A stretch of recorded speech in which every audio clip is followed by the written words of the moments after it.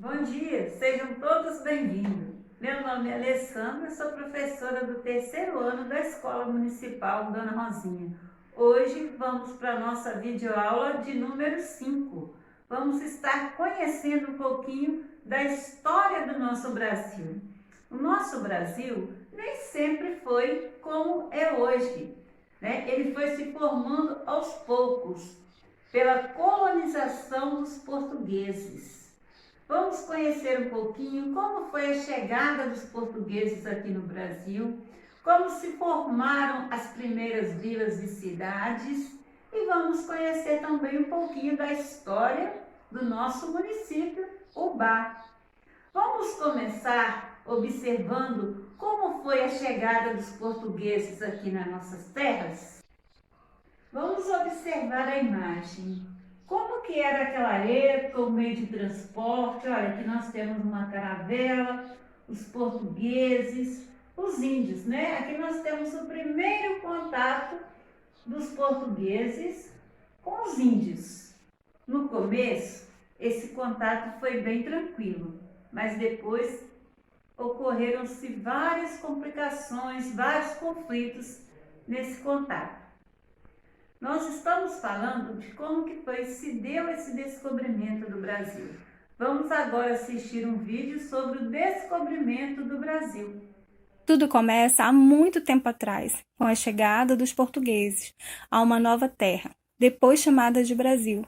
Mas essa terra já tinha donos, os índios. Bom, índios era como os portugueses os chamavam. No início, eles, os portugueses, até tentaram uma amizade com os índios, dando-lhes presentes, como espelhos, facas, machados, entre outros.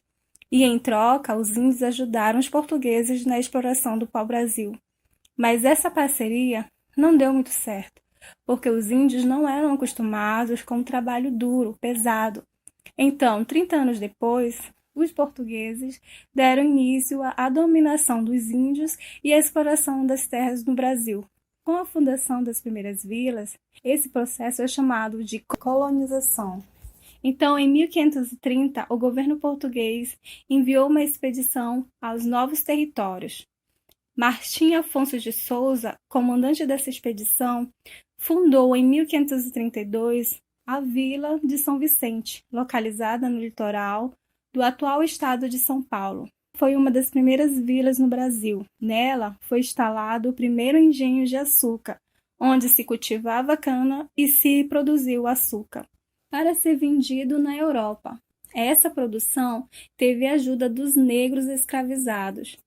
A fundação de vilas era uma forma de garantir que o território ocupado pelos portugueses ficasse sob o poder de Portugal. Por isso, as vilas apresentavam os seguintes símbolos da autoridade portuguesa: a Casa da Câmara, que era a sede da administração; a cadeia, que ficava no mesmo prédio da Câmara; o pelourinho, a coluna de pedra ou de madeira que servia para afixar leis e aplicar castigos nas pessoas consideradas criminosas. Saindo de São Vicente, um grupo de jesuítas, entre eles José de Anchieta, subiu a Serra do Mar. Esse grupo ocupou terras mais altas e distantes do litoral. Em 25 de janeiro de 1554, fundou um colégio. O colégio deu origem ao povoado de São Paulo de Piratininga.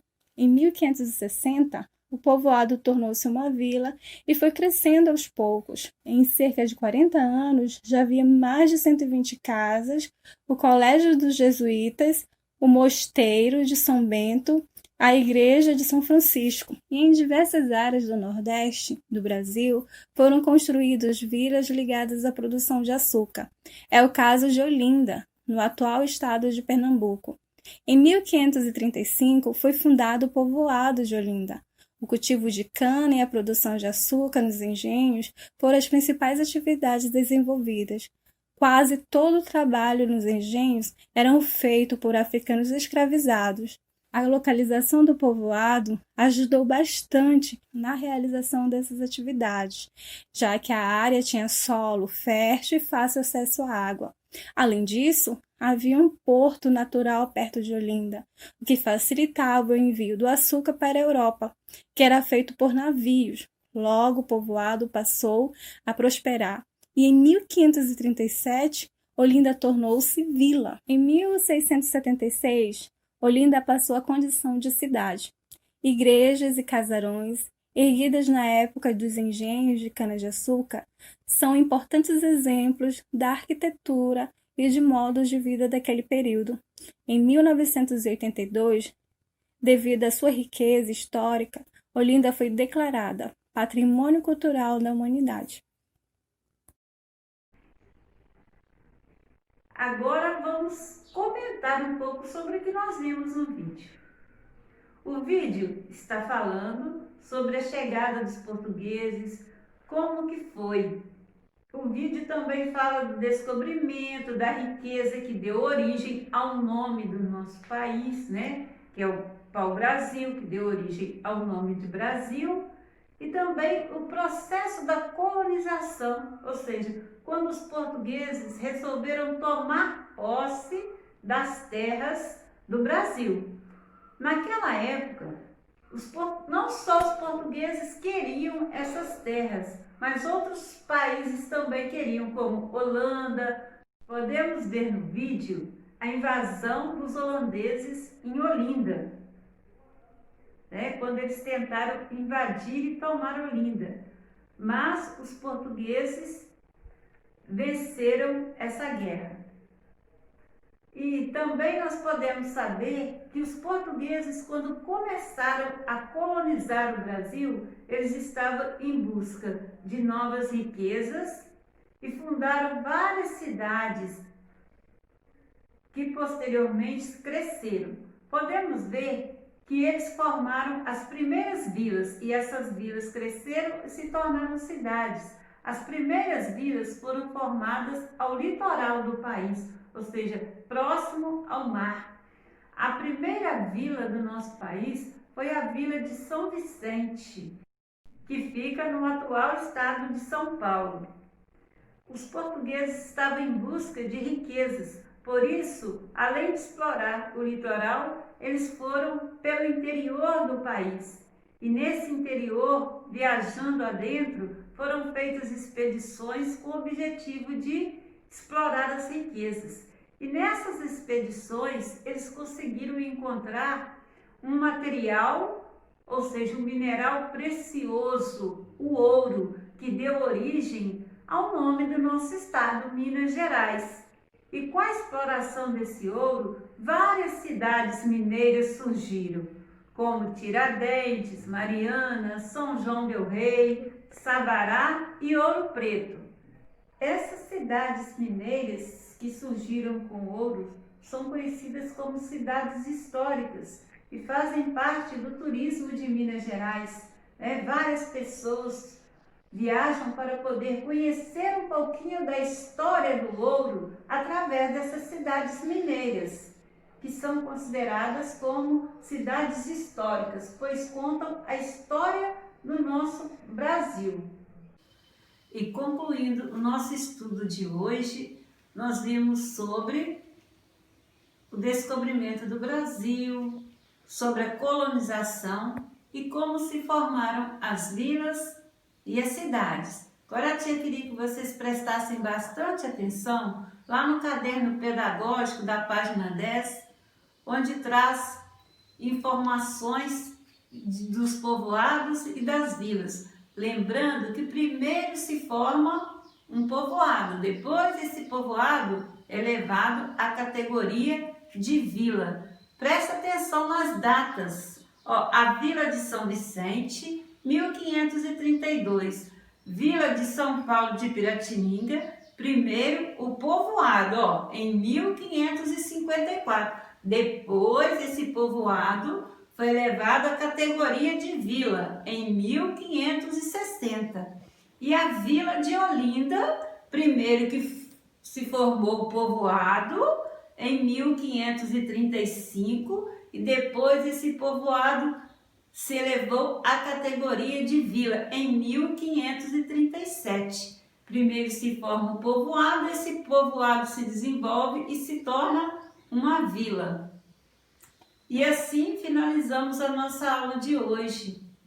Presta atenção agora que vamos conhecer também um pouquinho da história de Ubá.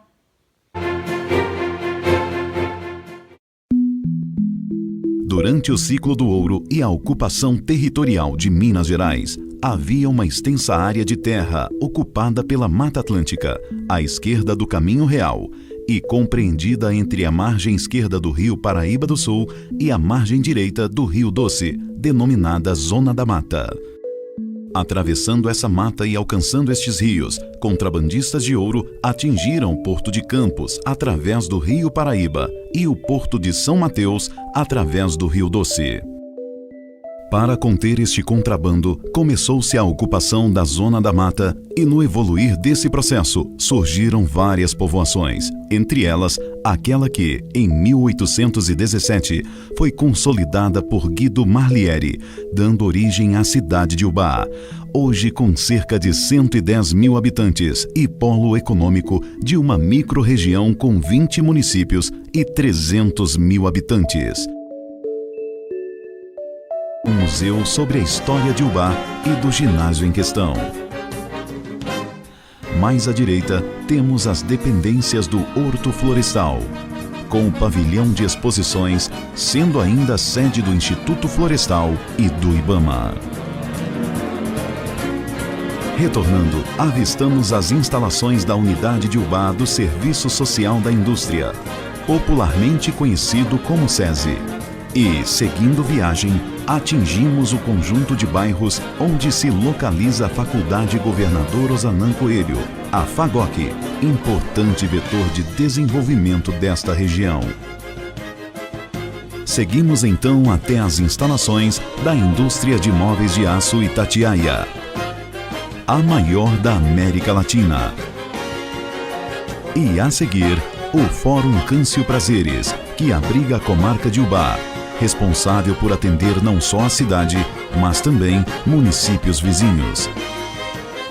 Nosso voo pela cidade Carinho vai chegando ao fim e, para aterrissar, escolhemos um chão firme e fértil, lugar de plantio de sonhos e colheita de realizações.